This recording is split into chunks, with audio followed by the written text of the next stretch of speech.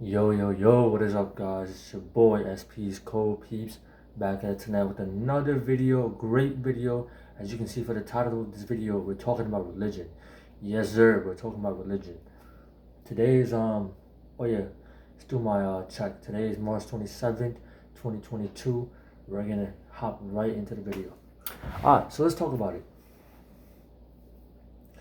Men in the modern day need religion, or men should follow religion.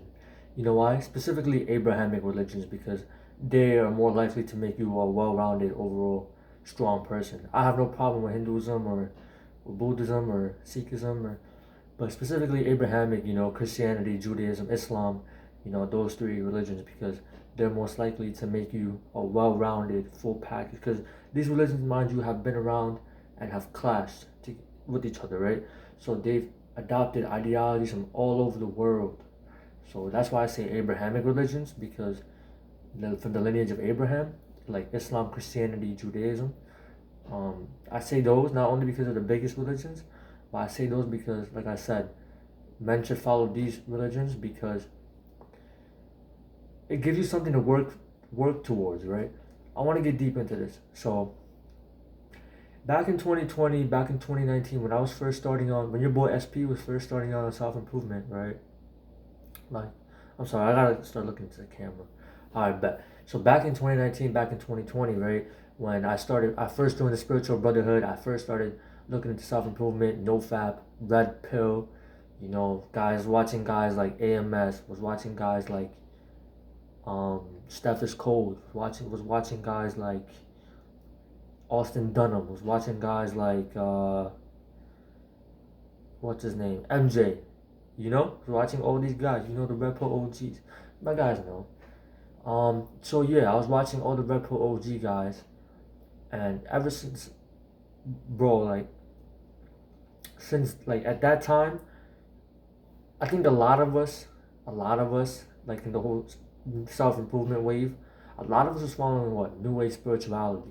Here's the thing with New Age spirituality that I like, here's the thing I like about it. There's good and there's pros and cons to everything in this life. That's what I've learned. So here's the thing about New Age spirituality that I like, man. New Age spirituality, I like it because there's a good part about it is that it helps you meditate. It teaches you to meditate. It teaches you to be God conscious, right? It teaches you to be like, oh, okay, there's a higher power, but it doesn't teach you about who is God. It doesn't teach you about how to pray. It doesn't teach you about family values like religion does. It doesn't teach you about morals like religion does. You know what I'm saying? So New Age spirituality is a good thing if you're just getting into self-improvement. It's a beginner's thing. Just like Red Pill, we all grew out of Red Pill because we realized that Red Pill has no morality. It has a few moralities. Because in Red Pill channels, right, for example, I would watch AMS, and AMS would just be spitting facts a lot of the time. But then again, and sometimes he'd be like, yo, treat these women like dog shit, right? What you want to do when you grow up to be a true alpha is get a rotation of women, and treat them like um, dogs, or treat them like. No, I'm not saying treat them like dogs, but like he's pretty much saying that get a rotation of women and smash and pass them. And as we throughout 2020, throughout early 2021, as us in the self improvement wave, as we got more mature and we started developing, we soon realized, and we started experiencing life. We actually started experiencing life. We soon realized that, man, these females get attached, man. We started realizing female nature for real. Women get attached to men, especially when you have sex. But men are not as likely to get attached to women when they have sex. This is why in some religions like Islam, it's very logical that you have multiple wives, because not only did the Prophet do that, right? Because there are more women than men in the world. Number one, I'll explain this a little bit later on why Islam teaches about is allows you to have four wives, right? But religion, we're going back to the religion thing. Religion teaches you to not commit adultery, which means have no. Religion overall, these three religions teaches you to not commit adultery, not sin, not lie, like not kill, not steal, It teaches you morality. It teaches you things that modern men are lacking because of the feminine agenda, because of the culture in America, in the West, because of how we've been brainwashed, to fuck as many girls as possible, bro. That's cool. If you don't have any bodies, you're a virgin, you're a nerd, you're a nobody, you're a bitch. Excuse my language, but that's how we're taught growing up here in the West, UK, America, Canada, right? But in religion, for example, in Islam, right, you're allowed to have 4 wives, up to 4 wives simultaneously at one time. But you have to be able to financially. Here's a catch. You have to be able to financially support them. You have to be able to. You can't, like the Prophet said, you can't marry your wives for lust. You can't marry for lust. If you're gonna like in Islam, for example, if you're gonna marry someone, you have to there's an Islamic ritual called the nikah, and you need to have her parents' permission, or guardian's permission, and it needs to be by the sake of God and God alone, right? And another witness. And that woman's rights, there's women's rights in that religion, right? So, for example, in Islam, a man can divorce a woman and it's not a sin because God understands a relationship is not always perfect, right? I know in Christianity, you're not allowed to, it's a little bit different. Like in Christianity, it's more like monogamous. But at the same time, no disrespect to my Christian viewers watching this. At the same time, we look at the Christian world, we look at Western Europe and America. Divorce rates are super high. People are getting divorced. Christian families, predominantly from a Christian background, getting divorced at a super high rate. Multiple marriages, baby mama problems, relationship issues. This is why in Islam, right, God understands like how female nature. God already explains, man. This is why I say follow religion. I don't have no problem with Christianity, by the way, either. But I'm just saying, if that's for you, that's for you. I'm not too attached to any of these religions. But this is why I specifically say you should follow Islam or Christianity, or if you have any ties to Judaism, that too. But Judaism is it's like a culture. It's like a religion where you should most likely be born into to join. That's all I got to know about that. But yeah, going back to Islam, man, like there are rights, right? You're not just gonna go marry for. You can't just be like, oh, I want to mess with multiple chicks, and it's legal, and God says it's legal. Let me go marry for a girl. Nah, there's rules to it, and I'm telling you right now, if you do it out of lust, it's not gonna work out. You're gonna end up in a world full of sin. You're gonna end up in a tragic situation. They're gonna leave you, or you gonna leave them. But yeah, man, there's a reason why polygamy is allowed in that religion. And I truly understand and I respect it now, because me being a Muslim now, and me learning about the Quran and the history, I truly understand and respect it now. Before, I was like, yo, 4 wives? What? You gotta think about it. Don't be a hypocrite, man. Look at the West. Why do we have multiple sexual partners? Why?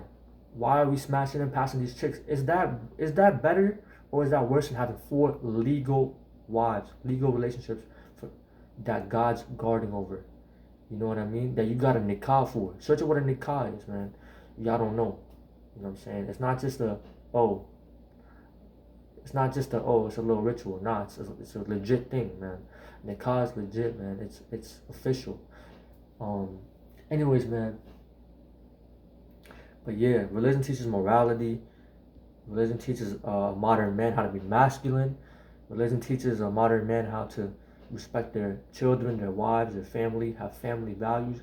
Religion teaches a modern man how to not steal from others, to not take others' things, to cause war in the land.